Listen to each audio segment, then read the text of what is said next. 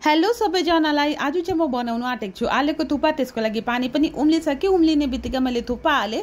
त्यहाँबाट सोचेँ आलु थुक्पा मात्रै कसरी खानु भनेर अनि म सिधा गएँ किचनमा, प्याज उठाएर लिएर आएँ अनि काट्न थालेँ मोमो बनाउनुको लागि। यता चाहिँ मेरो थुक्पा पनि उसिनिसकेँ हैन। अब अलिकति धनिया थियो, त्यो धनिया पनि किमामा हाल्नु लागि मैले काटेँ। किमा पनि मेरो रेडी भइसक्यो, मासु पनि हालेँ। त्यसको बाद आउँछ मेरो आटा मुस्ने काम। आज चाहिँ हामीले मैदाको खाएको हैन, आटा खाएको, किनकि सबैलाई बेसी ग्यास हुन्छ अरे नि त मैदाको खायो भने, त्यही कारण। अनि अर्कोपट्टि चाहिँ मेरो हस्बेन्डले भेज खान्छ, त्यो भेजको रेडी गरेको आलुको लागि यता आलु पनि रेडी छ आलुदमको लागि। अनि पहिला चाहिँ हामीले बनाए भेजवाला, किनकि अब भेज खान्छ, अब मासुको त बनाउनु भएन पहिला नै, त्यही कारण। अनि मेरो छोरीले पनि यता सघाउँदैछ उसको मामालाई मोमो बनाउनुको लागि। भेज मोमो बनाइसक्ने बित्तिकै यता चिकन मोमो पनि बनाउनु थालिहालेँ। यता चाहिँ नि म एक्लै परेको थिएँ बेल्ने बनाउने हैन। मेरो चाहिँ यता आलु पनि पाकिसक्यो। आलुहरू पाकिसक्ने बित्तिकै मैले चाहिँ बाबा नानीहरूलाई चाहिँ दिइहालेँ। मेरो छोरीले चाहिँ नि मोमो यसरी नै खान्छ, किमा अलग्गै निकाल्छ, खोस्टा मात्रै खान्छ हो।